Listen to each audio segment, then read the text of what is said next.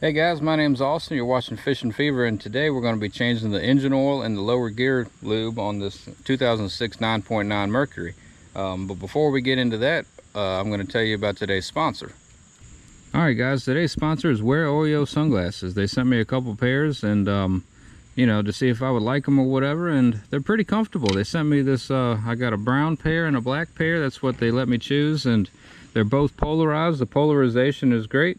They're very comfortable, 100% UV 400 protection, and if you sign up on their website, you'll get 20% off your first order. They sent me a couple bags to put them in, a couple lanyards, a wipe. Really nice setup, guys, and they're a lot cheaper than your traditional Costas or Ray-Bans or whatever you got, and I mean, I think everybody's looking to save a couple bucks, so can't complain about that. Y'all check them out. Alright guys, first thing we're going to do is take the cover off this thing. This motor's ran really good for me, and I bought it off a guy from Craigslist, and he was a chemical engineer, and he has a small business that he rebuilds small motors, and he was really trustworthy and knew a lot about them, so I've been pretty lucky with that.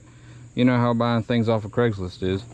But first thing you're going to do is gather up your tools. All you need for this is a flat blade screwdriver, pretty good size one, and a 5/8 socket, or a 5/8 threads will work. And I always have a bucket to catch the oil, a funnel, some wipes, and I sit on that bucket while I do it. So really simple. But the first thing I do is here's where you would fill your oil, right here on the back of the motor. We'll take that out, set it to the side. And then I always just use a bucket to catch the oil. I'm sure there's a better way to do this, but right here on the right side of the motor, looking at it from the back, there's a drain plug right here, and that's a 5/8. So we're going to take that out. Once you break it loose, it pretty much will just come loose. Take it out a little slow, because some oil is going to come out of there.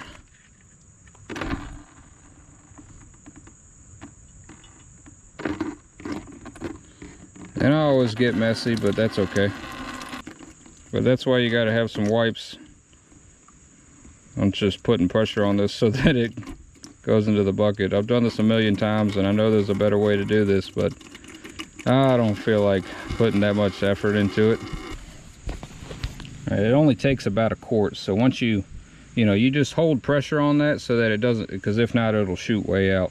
So just hold pressure on the plug right there, and it'll kind of keep it going from everywhere, and it's gonna drip on your motor, but that's okay. That's not gonna hurt anything. That's why we have some wipes.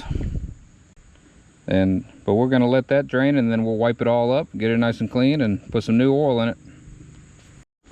One thing you want to make sure of is that your outboard is as level as possible. It doesn't matter what the position of your boat is, but you want your outboard as level as possible. That's how it's designed to change this oil. That's how you're going to get all the oil drained out on both the upper and lower. Mercury recommends that you do this every 100 hours or every year, and it's been a little over a year for me, so we're overdue. I know I'm not the best at explaining things and promoting things, but those sunglasses are really nice. They're about 36 bucks compared to hundreds of dollars that you would spend on other brands, and that's before the 20% off that you're going to get if you sign up. So kind of hard to beat. All right guys, we got everything wiped down. I got the oil plug back in. When you put an oil plug back in, you just want it snug. It doesn't need to be, as tight as a gorilla would put it. And we're going to be using some Marine 4-stroke Valvoline. That's what you need to use. I use 10W30. I think that's what's recommended by Mercury, but I don't buy the Mercury products because you can't find them anywhere. You got to order them online, and I prefer to buy things in person anyways. Now, it should take about a quart, and this is a gallon. So we're gonna pour and then check. Oh, Amazon's here. All right. Well, looks like we got it just about right. We'll put that back and let her eat. And another thing that we'll do is And when we're all done with this, we'll run it for a little while and then check the oil again. You want to do that, make sure that you're right at the level that you want to be at. All right, for the lower unit oil, you got 2 screws up here. One's for washing, one's for the oil level. So you want to focus on this top screw on the right. That's your oil level. And then on the bottom here, you got another flathead screw that says oil right underneath of it. And that's what we're going to use to fill it. We're going to fill it from the bottom, and I'll show you how we do that. But first, we need to take this top screw out.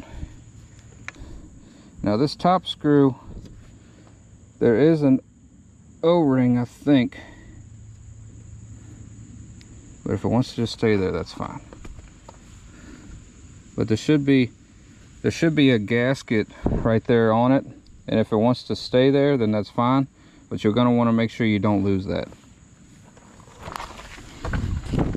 And also, if it wants to just stay there, don't go beating on it with a screwdriver. You'll damage it, and then you'll end up getting water into your lower unit. All right, now what we're going to do is we're going to pull the screw out of the bottom. And that one was tight too. Probably too tight. This one should have an O-ring on it as well. And the reason why we pulled the top one out first is to give airflow so that it would properly drain. All right guys, that's about done draining. So what we're going to do now is, well, what you need one of these kits right here. This is a gear lube pump kit. It goes right on the bottle of gear lube that you have, and it comes with a couple of adapters that you can fit to your individual outboard. What we're going to do first is we're going to thread the adapter into your top hole that we took the screw out of. We'll put the hose on it. You're probably wondering, well, how is it going to fill if we're putting oil in from the top? Well, now you put that on your bottle, and what we'll do is we'll pump gear lube up through this hose. It'll go into your lower unit, and you'll start to see it drain even more out of your lower unit. The reason why we're doing that is to get all of that old crap out of there. And until you start seeing this nice gold color, or whatever brand you got, the new color anyways, then you know you need to keep going. Because you'll have metal shavings all built up in there from just using the motor. You need to get that crap out of there. Yeah, we'll let that continue to drain until everything is out of there. And then we're going to thread our adapter and our hose into the bottom. And we're going to sit here and we're going to pump new oil up into the lower unit.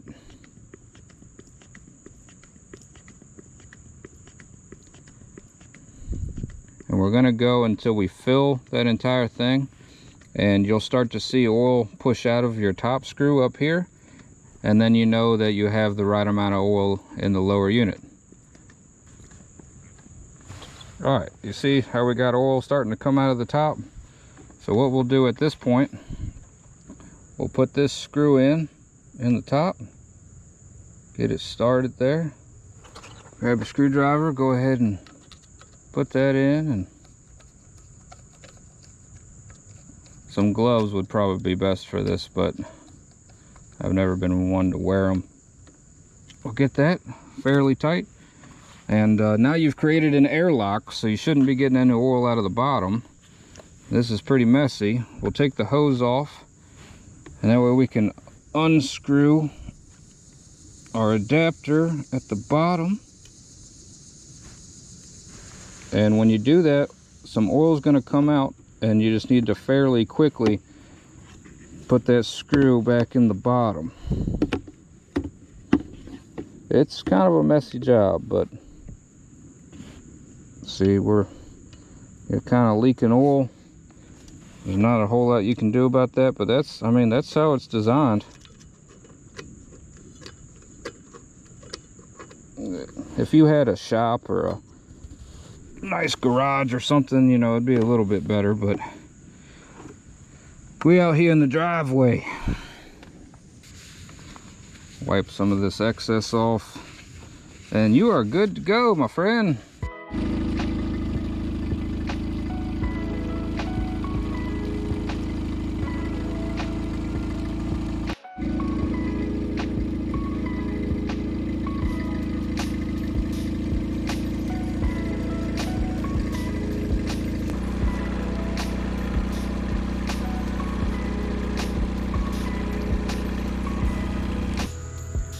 Alright guys, thanks for watching. I know I probably didn't do a very good of showing and explaining, but I've never been known to be a teacher. I've always been known to be more of a doer, so it is what it is.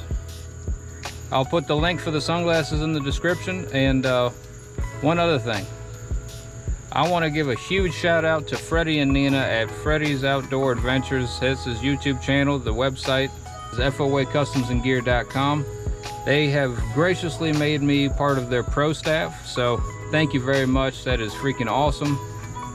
Their website will be in the description. Awesome gear, awesome fishing rods. Thank you guys for watching, and I'll catch you on the next one.